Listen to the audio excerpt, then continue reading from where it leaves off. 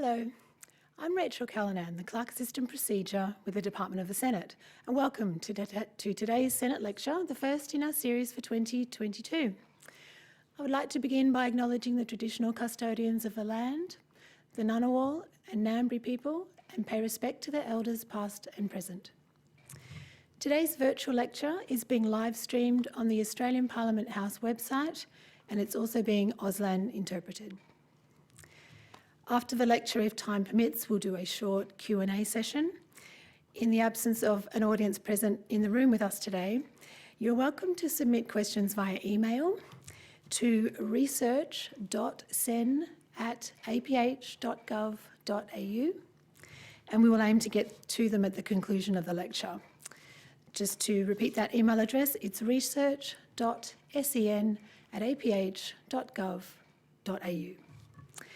Now, I'm very pleased to introduce to you Ben Oquist and Bill Browne from the Australia Institute to present today's lecture. Mr. Oquist and Mr. Browne will share the findings of their recent research study into Australians' knowledge of and attitudes towards the Senate, which they detail in their co-authored report, Representative Still, the Role of the Senate in Our Democracy. The report was launched in May last year by the former President, the Honourable Senator Scott Ryan. It provides a valuable source of quantitative data on and insights into contemporary understandings of the Australian Senate. Ben Oquist is a long-standing policy analyst, commentator and political and communications strategist.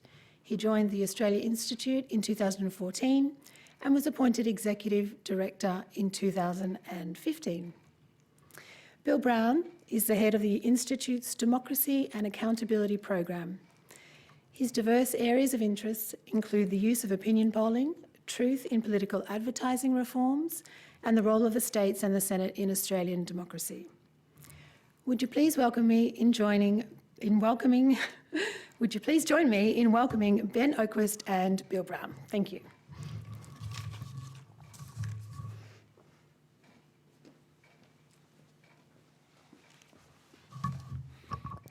Thank you, Rachel, and thank you to the Department of the Senate. Thank you to all the Senate staff and in particular this lecture series. It's a great honour actually to be presenting here today with my colleague Bill Browne. The Australia Institute's passionate about the Senate, and I certainly have been passionate about the Senate most of my adult life. I've taken that passion for the Senate, its workings, its power, its responsibility, its policy and political opportunities to my work at the Australia Institute. I've worked in and around the Senate for the best part of 20 or 25 years, so it is a particular honour to present be part of this lecture series, and if you indulge me for a moment, a career highlight actually, as somebody who has recognised and appreciated the role and the importance of the Senate in our democracy, has been an active participant in Senate policy debates, a keen watcher of this lecture series, and interacted with many Senate players, participants and workers over a long period of time. So thank you to the Senate Department, thank you to the Senate, thank you to everybody who works at the Senate and makes it tick, from the committees to the Procedure Office to the Table Office, to many other aspects of the Department of the Senate. I know how important your work is. I have appreciated it firsthand over many years. So as I said, a particular honour to be giving this Senate lecture today with my colleague Bill Browne. Thank you for your introduction, Rachel, and all your work too. Australians are confused about the Senate.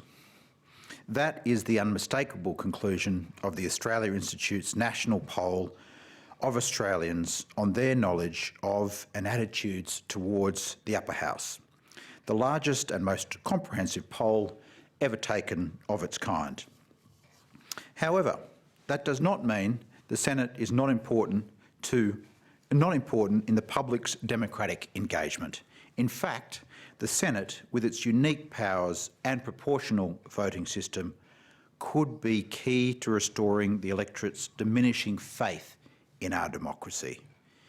In the face of long-term loss of trust in government and an increasing appetite for secrecy and executive power, we want to make the argument in this lecture that the Senate remains the best hope for a saviour of our democracy.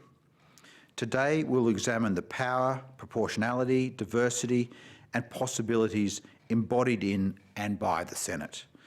First, I'll give a short word about the Institute and how we work. I will introduce the broad areas we plan to talk about today and take you in detail through the results of our polling. Bill Browne will take you through the detailed results of the polling about Australians' knowledge and attitudes in the Senate.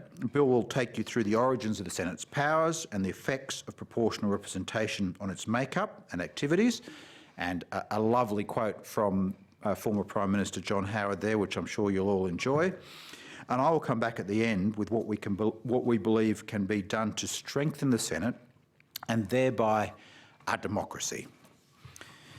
The Australia Institute is one of the country's most influential public policy think tanks. We employ about 30 or 40 people with a keen interest in democracy and accountability ever since we formed back in 1994. We're based right here in Canberra, physically as close to Parliament House and indeed the Senate as we can be, just a stone's throw down the street in Manuka. In recent years, we collaborated with anti-corruption campaigner Tony Fitzgerald to put out his 4 principles to politicians ahead of a Queensland election. We've made the case for truth in political advertising laws nationally and saw them legislated right here in the ACT. And we've founded the Democracy and Accountability Program within our organisation last year to research the solutions to our democratic deficit and develop the political strategies to put them into practice. The program's first major paper was Representative Still that Rachel just discussed, called Representatives Still, a collaboration between myself and our Democracy and Accountability Program head, Bill Browne, who you'll hear a bit more from in a moment. The paper finds that the Senate is a unique, powerful legislative body, but Australians are confused about key details of its powers and operation. The paper was launched by Scott Ryan, then President of the Senate and Senator for Victoria, and a champion of the role and power of that chamber, and he launched that on our webinar series, and do tune into that after you finish with this webinar. At the outset, I want to note the great debt that paper owes in this lecture to the Papers on Parliament series. By my count, our original paper cites 15 articles from the Papers on Parliament series, as well as Senate monographs by David Hamer and Stanley Bark, and numerous reports and briefs by the Department of the Senate. We very much stand on their shoulders. Crucially, our polling research adds quantitative data to the discussion. This lecture explores for the first time what Australians as a whole do and do not know about the Senate and its implications and the implications of those results for our democracy. At first blush, Australians are confused over even basic questions about the Senate. Our research reveals they see distinctions between the Senate and the House of Representatives that are not there, wrongly answering that ministers must come from the House, that senators and MPs are paid differently, and that question time is not held in the Senate. Only 3 in 10 identified the House is green and the Senate is red. I'm sorry you're not here to see that we're standing in a lovely red room here. The public's shaky understanding of the Senate is in spite of its importance to our democracy. Unlike some upper houses in other Westminster-style democracies, our Senate is active, powerful and, crucially, representative of the public. As well as a legislature in its own right, the Senate is a house of review of bills, regulations, government administration and policy. It also exercises accountability functions like ordering the production of documents by the government and conducting estimates processes where ministers and senior public servants are questioned. The founders wrote into the Constitution a Senate, not a States House, with almost co-equal powers to the lower house. Unlike conservative upper houses in other jurisdictions, the Senate has always been elected, and with the same franchise as the House of Representatives. Since proportional representation in 1949 was introduced, the Senate has been more willing to exercise the powers bestowed upon it by the Constitution.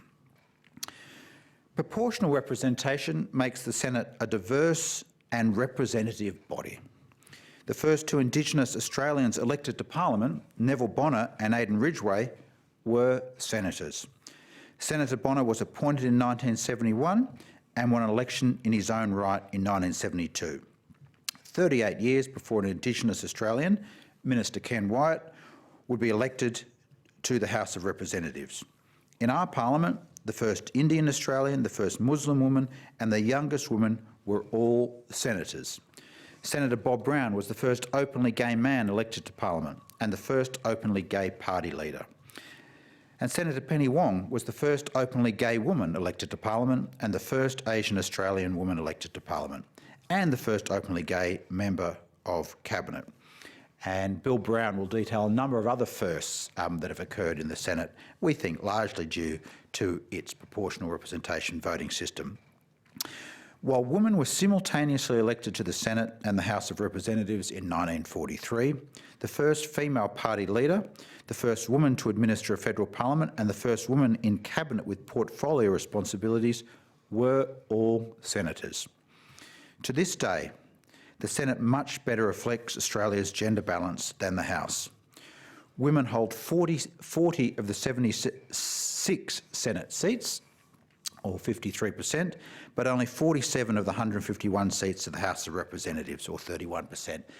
At a time when women's role in public life and politics in particular is at the fore, it's worth reflecting that we're having big success in representation in one chamber in particular, and that's the Senate. And it's not dwelled upon enough in our public debate about women's representation in politics.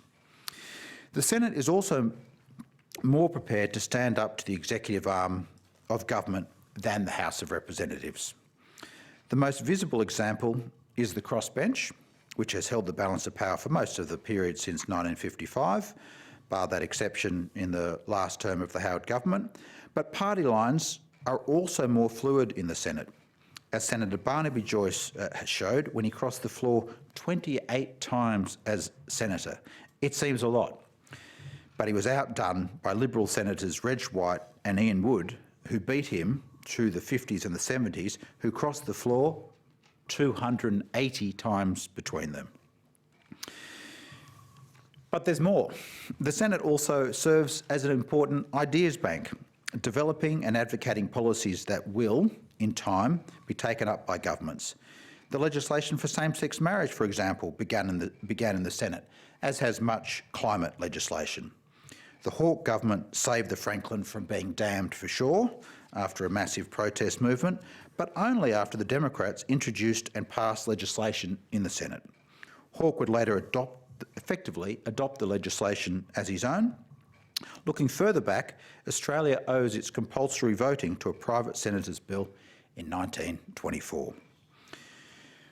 With trust in government declining, the Senate is more important than ever.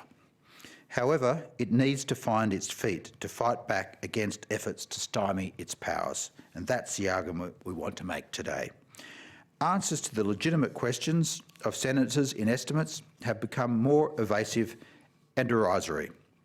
The government's interpretation of public interest immunity bears little resemblance to the Senate's. Orders for the production of documents have been disregarded. Bills originating in the Senate are ignored by the House of Representatives, even though they would pass if brought on for a debate. The Senate has the tools to remedy the situation. Foremost among them is the one that is fundamental to its status as a co-equal legislature. The Senate can block the government's legislative agenda until the government accounts for itself. The Senate has used this power with success. For example, when the government wanted to implement the ethanol subsidy scheme in 2003, the Senate did not pass the relevant bills until the government provided documents relevant to the scheme. However, it is rare that executive intransigence is sufficiently challenged. Every remedy at the Senate's disposal depends, in the end, on the strength of its will, and the Senate has too often balked. One comfort for the Senate is the evidence in previously unreleased Australia Institute polling that we're putting out today that the Australian people back the Senate. 6 in 10 Australians agreed that when the Senate and the government disagree on whether the government has to hand over information, the Senate should insist upon its interpretation. Australians may be confused about how the details of the Senate operate, but they expect it to be vigorous, powerful chamber that holds the government to account. Seeing the Senate hold the government to account would give the community renewed confidence in the body itself. Indeed, a stronger Senate could help renew confidence in democracy itself. And I'll come back to some of those themes later on. Meanwhile, I'll hand over to Bill Browne to take you through some of the detail of that polling that I've just discussed.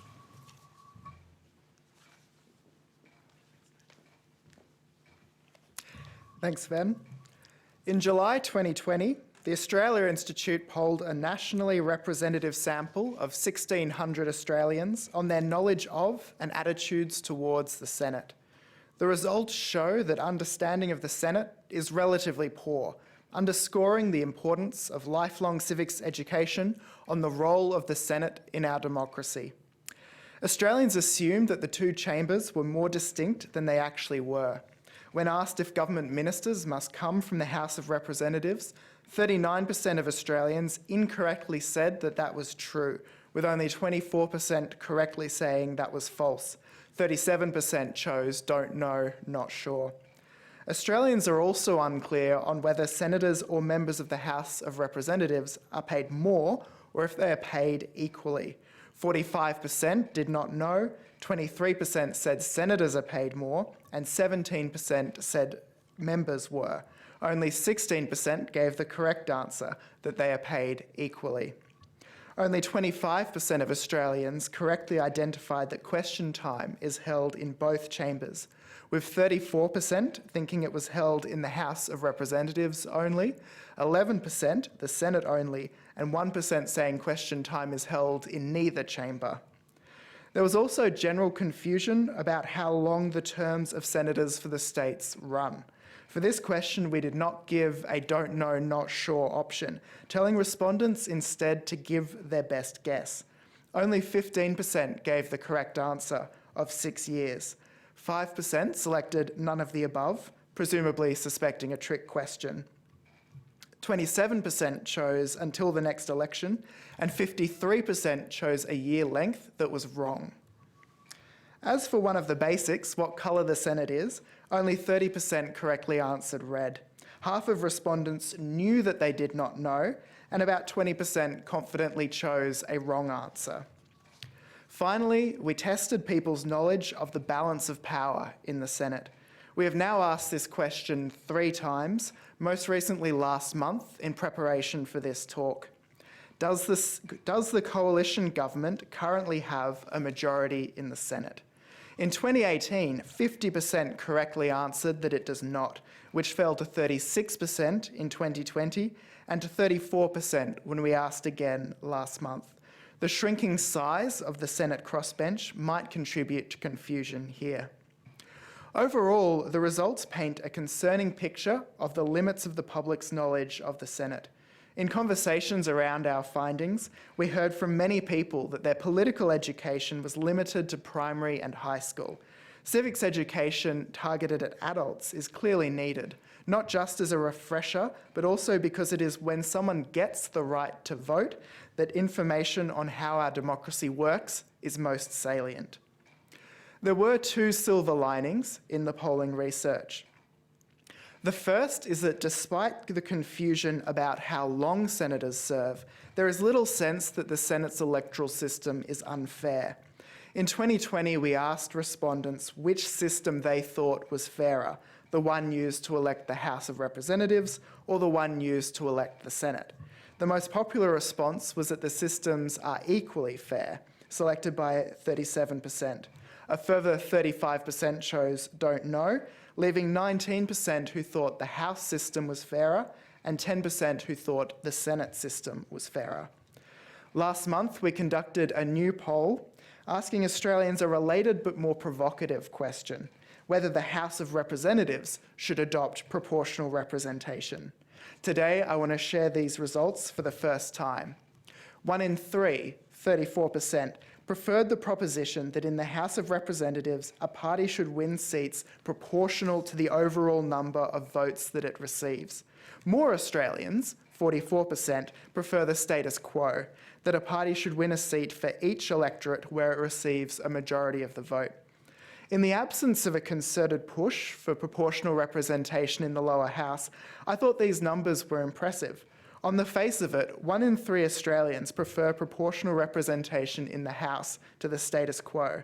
Of course, how that support would translate to enduring policy reforms remains to be seen. The second silver lining is that while Australians are confused about the Senate, they recognise its power and importance. We presented Australians with 8 powers that the Senate may or may not have, and asked them whether each was a power that the Senate actually had. A majority, 56 to 59%, correctly identified that the Senate can pass, reject, or delay legislation from the lower house, whether it is a private member's bill or a government bill. More answered correctly than incorrectly that the Senate can propose new legislation and set up its own inquiries. Where Australians went astray was with 3 powers that the Senate does not have: to confirm or reject treaties, to confirm or reject government appointments, and to introduce tax and spending legislation. More Australians thought the Senate had these powers than that it did not have these powers. Australians' confusion about the Senate would be less concerning if the Senate were not an important part of our democracy.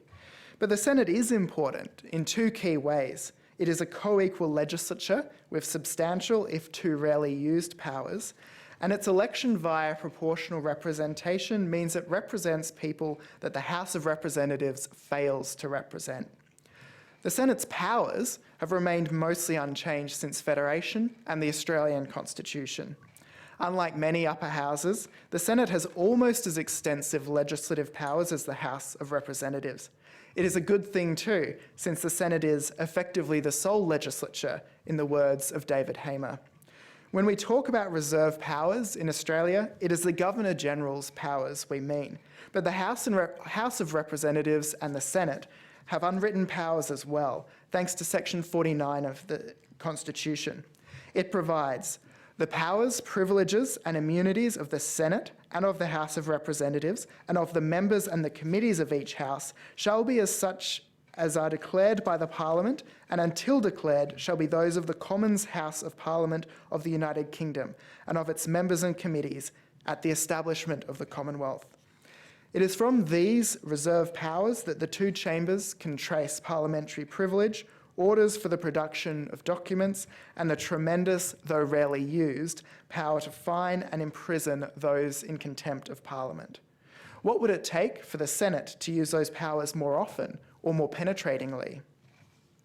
And while government is formed on the floor of the House of Representatives, the Senate, through its power to block supply, proved in 1975 that it has a kind of veto over the government, the power to force an election.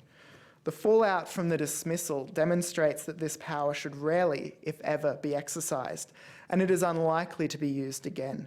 However, this ultimate sanction protects and preserves the Senate's status and power. That the Senate has this robust role in our Commonwealth was the intention of the founders, who at the time of drafting had the UK House of Lords, the US Senate, and the Canadian Senate to draw on for their models. Alfred Deakin, a future Prime Minister, called the 2 chambers the irresistible force and the immovable object. Nor was the Senate ever intended to limit its scrutiny to state issues. The name States House was debated and rejected in the constitutional conventions. for the more general Senate. And the founders would have known from the United States example that senators have never limited themselves to protecting states' rights. Though the Senate's powers are pretty much the same as they were in 1901, its use of those powers has waxed and waned over the decades. The winner-takes-all electoral systems in the Senate before proportional representation led to dramatic swings, with the government or opposition in control of the Senate in most instances. Knowing that a loss in the upcoming election was likely, the Chifley government legislated proportional representation ahead of the 1949 election. While preserving its numbers in the Senate was a motivation for the Chifley government, this manoeuvre also fulfilled the promise of the constitutional conventions and the expectations of the founders, and was a reform that both Labor and non-Labor politicians had argued for over the decades. Within 6 years of proportional representation, a consistent minor party presence emerged in the Senate, thanks to the Democratic Labor Party, followed by the Australian Democrats, and now the Australian Greens. People still persist with the claim that the House of Representatives is the people's house and the Senate the state's house. Until the Senate is elected on the principle of one vote, one value, the House of Representatives will have a powerful claim on the title. However, the mechanism of proportional representation means that in many ways the Senate is more representative of the popular will than the House of Representatives. John Howard observed as much in 1987, when there were Democrats on the crossbench amenable to opposition proposals.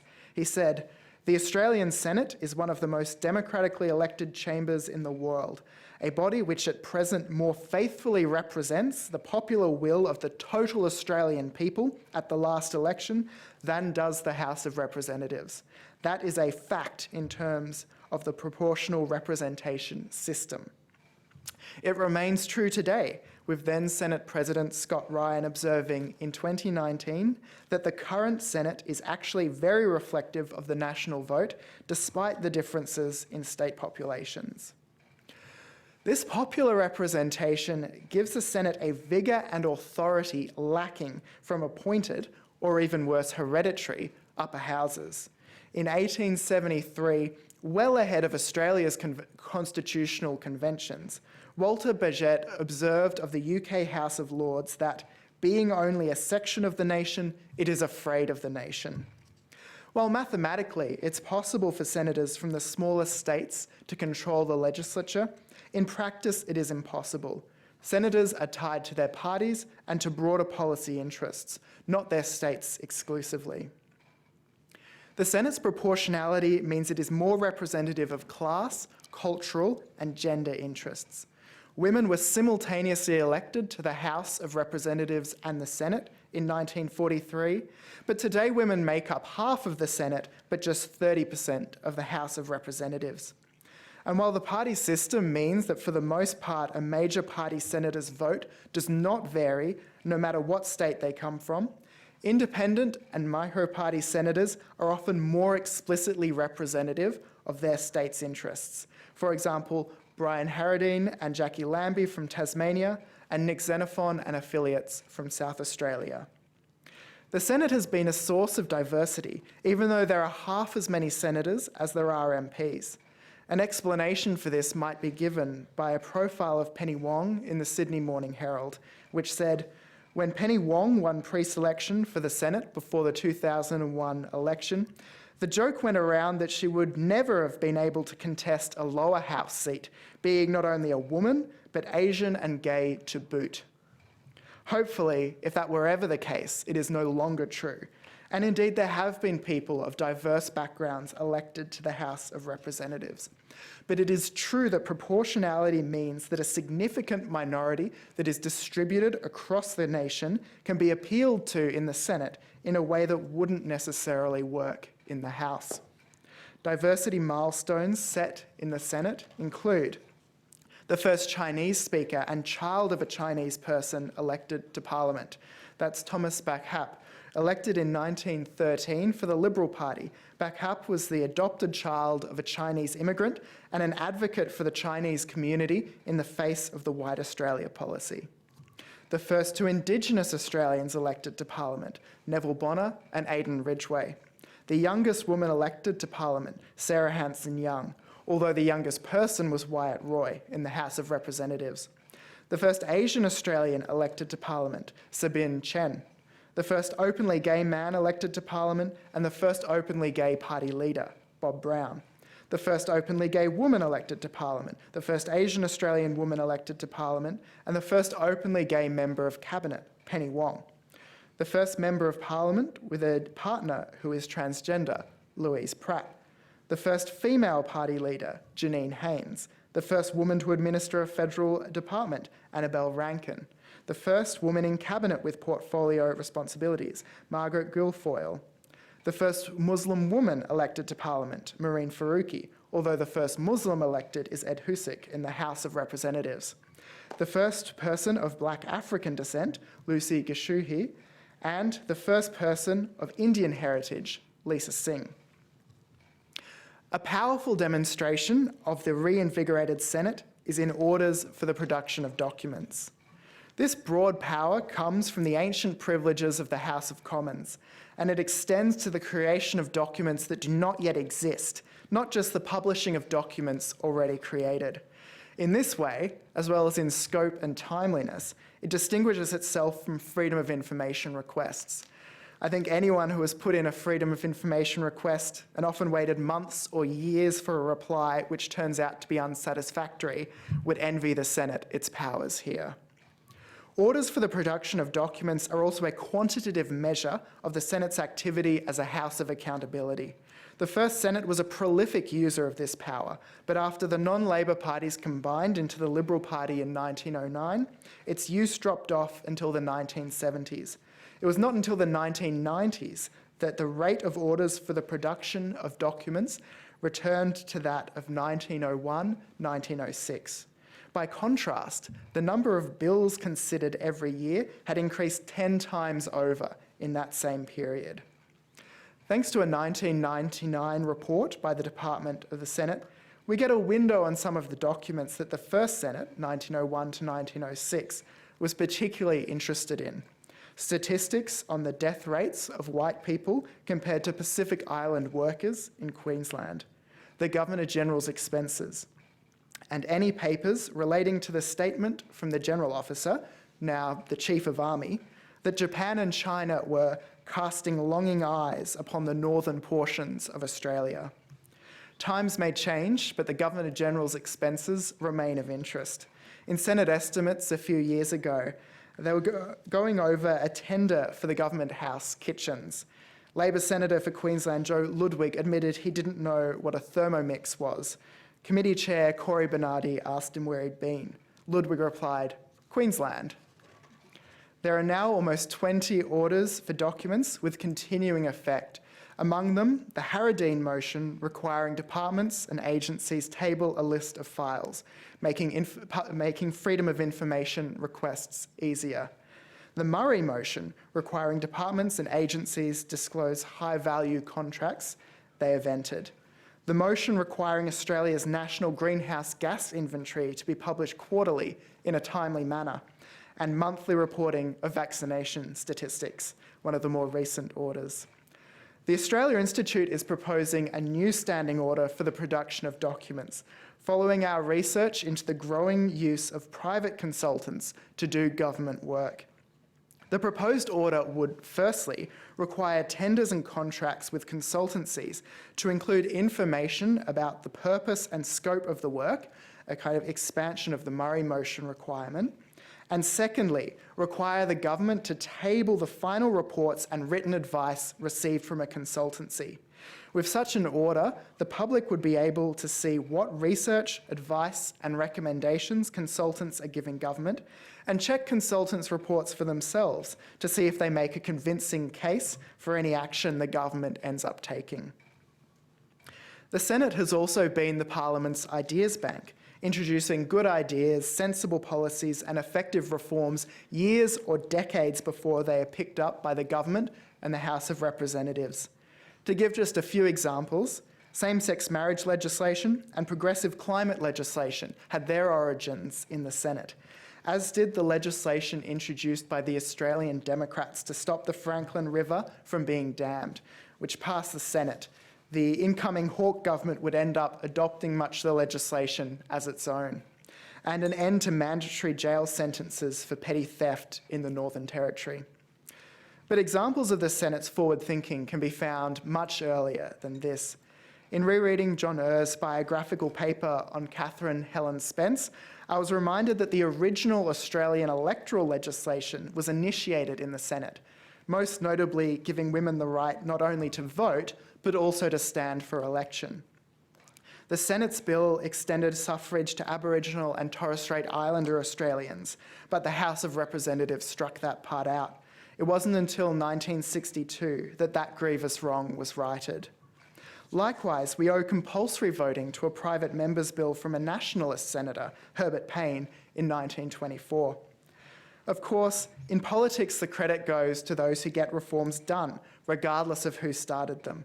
But we can still treasure the Senate for its role as an ideas bank, proposing reforms that are treated as heresy until they become cornerstones of our system. And for the final part of our speech, I'd like to hand back to Ben.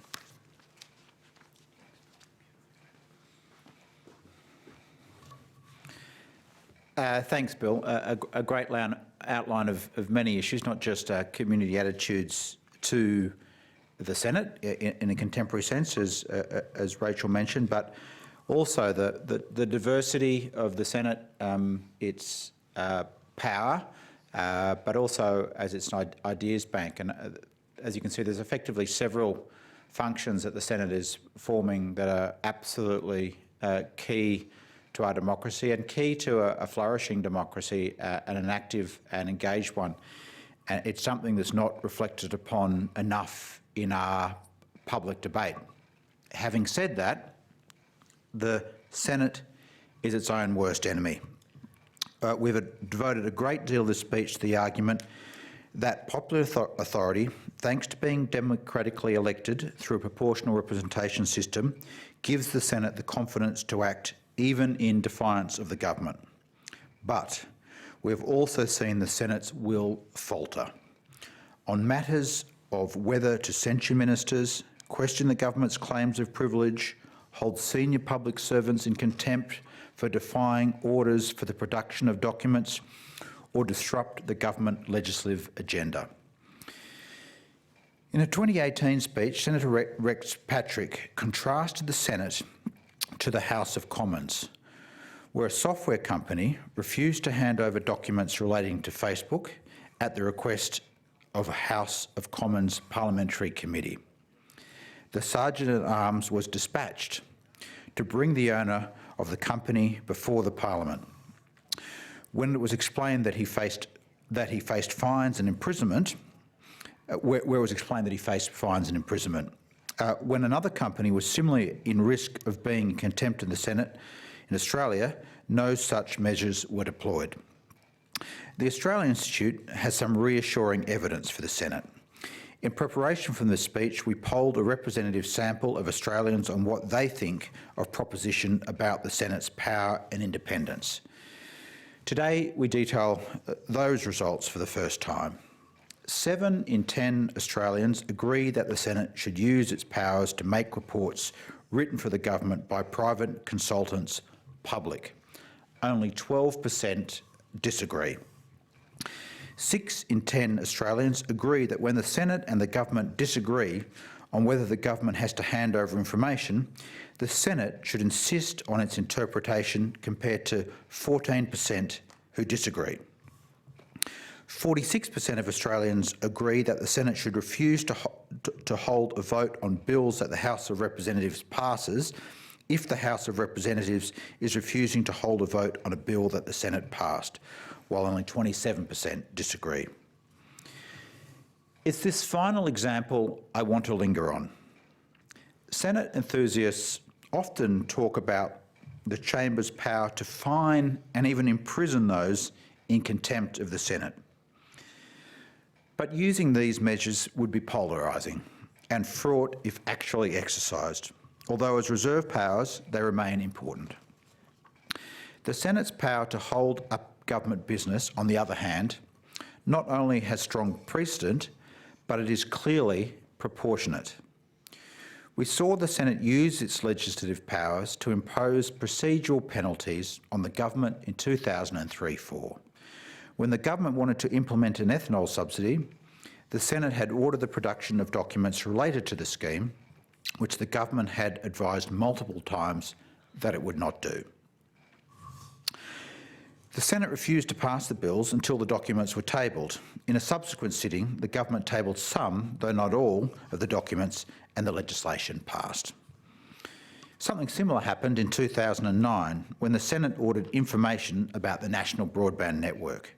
The legislation only passed after the government produced a summary business plan. Similarly, the former MP and Senator David Hamer proposed in Can Responsible Government in Australia, finalised in 2001 and published after his death in 2004, that responsible ministers should front Senate legislative committees, even if they were from the House of Representatives. If the minister did not comply, in Senator Hamer's words, the answer of the Senate would be simple. The bill would not be proceeded with until the responsible minister has given evidence. As well as support for the Senate acting as an institution, there is even support for direct action by individual senators.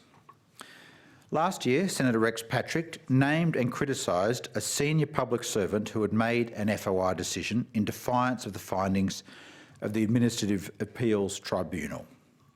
Andrew Podger, a retired senior public servant and former Public Service Commissioner, sure known to many of you, has said that Senator Patrick's language went too far, but that the senator was justified in naming the public servant and that the public servant's decision was almost certainly not justified, and that the decision demonstrates the loss of expertise in and increased political pressure on the public service. The Canberra Times weekly survey asked its readers whether they thought Senator Patrick's naming and shaming was fair and reasonable. As the local paper of a public service town, you might suspect the sympathies would be with the public servant. As it turns out, almost half the readers, 47%, thought Senator Patrick was fair and reasonable despite his controversial move. Only 36% thought not. In conclusion, the Australian Institute's polling finding Australians have a limited understanding of the Senate may not surprise, but it should make us concerned. It is a powerful argument for civics education, of course, but not just for school students, but in the form of lifelong education for adults as well. Australians' tradition of compulsory voting makes it even more important that every citizen knows what they're voting for and why. The Senate is a sometimes neglected but vitally important accountability institution. Its constitutionally guaranteed co-equal legislative status is a source of much of its power, but it is the Senate's election by proportional representation that gives it legitimacy and authority as well. The Senate has been the source of many of Parliament's diversity milestones, not to mention the diverse moments, interests and constituencies that have been represented in the Senate thanks to its proportionality. The Senate has been an ideas bank, the birthplace of much legislation and policy that has eventually been taken up by government. However, unfortunately, the Senate is often its own worst enemy when it comes to failing to use its powers it has been given to hold governments to account. Our research released today shows Australians are more likely to back the Senate than oppose it when the Senate faces off against the government. That should strengthen its will, and that would be good for our democracy too. Thank you very much. Ben, thank you, and thank you to Bill as well. Thanks to both of you for your very interesting overview of your research and also for your perspectives on the role of the Senate and its future capacity. We've had a couple of questions sent through. I'll just give that email address again in case anyone would like to whip in with an additional question. The email address is research.sen@aph.gov.au. The first question we had sent through touches on some of the comments that you made about the role of the Senate in being a states' house. The question is, as the Senate hasn't lived up to its purpose of being a states' house, should the Senate be abolished? And should the Parliament move to a unicameral system with multi-party electorates and proportional representation like the ACT Legislative Assembly? I think I could guess what your single word answer to that question would be, but would you care to answer that? Well, I'll have a go first, and then Bill might like to follow up. No, I think a two-chamber system is important for lots of reasons. The Senate is obviously elected on a different mandate and elected across a different time frame, and that is a check and a balance on a House, however it's elected. Of course, if you were going to move to a single House system, it would indeed need to be proportional, as your emailer suggests, but it shouldn't be abolished. And I think Bill might like to expand upon this. The notion that it is just a states' house is misguided, and of course its proportionality has meant that it also doesn't operate just as a states' house. Allowing a diversity of voices in the chamber means it represents a diversity of interests across state boundaries, and I think that's ultimately good for democracy. Yeah, thank you.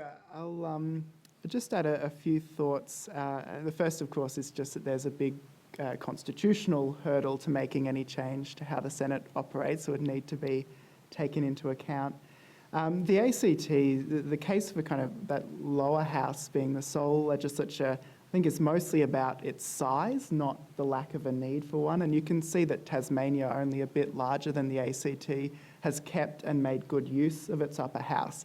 They've kind of inverted the single member electorate model, having that in the upper house, but they still have two bodies with separate modes of election.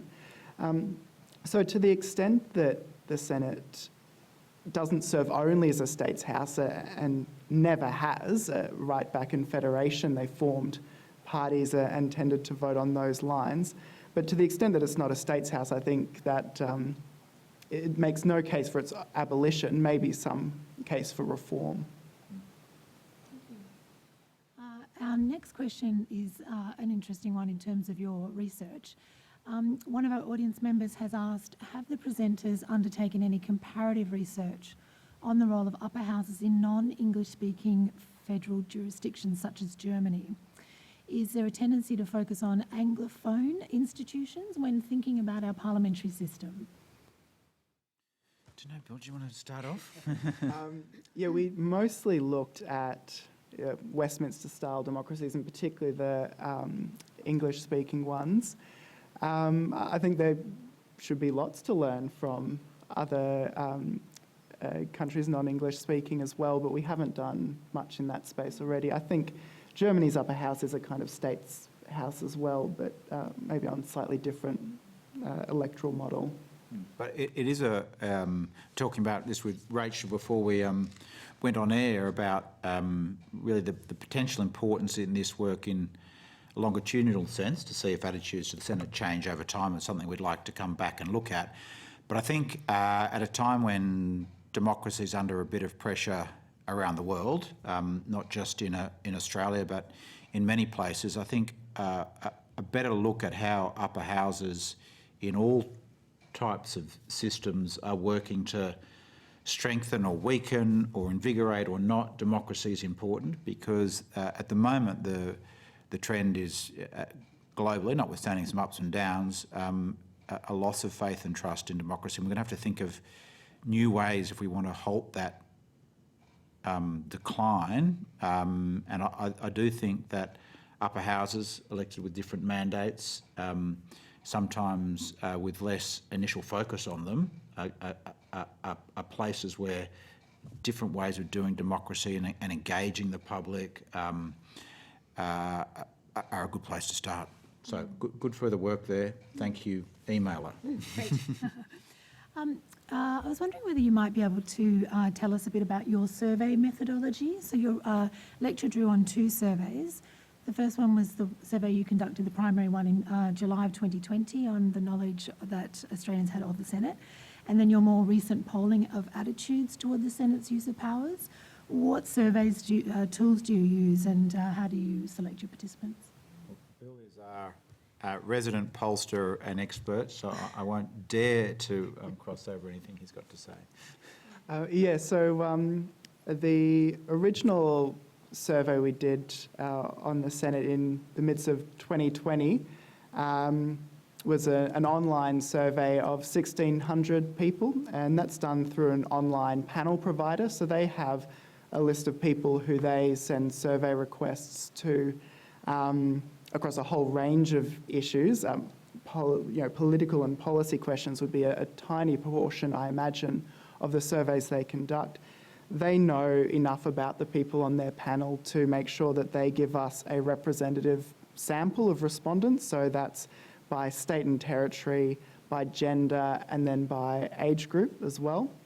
The Senate questions in that case were part of a longer survey, about 15 minutes long. So the Senate questions were only a portion of the total questions they were asked about. And then once you get that data back, you can weight it if there's any lack of representation there, and then analyse the results.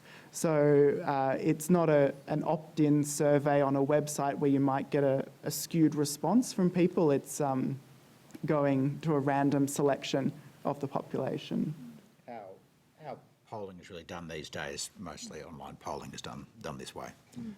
And the second poll from earlier this month, very similar, a shorter poll, a somewhat smaller sample, so 1,000 people instead of 1,600.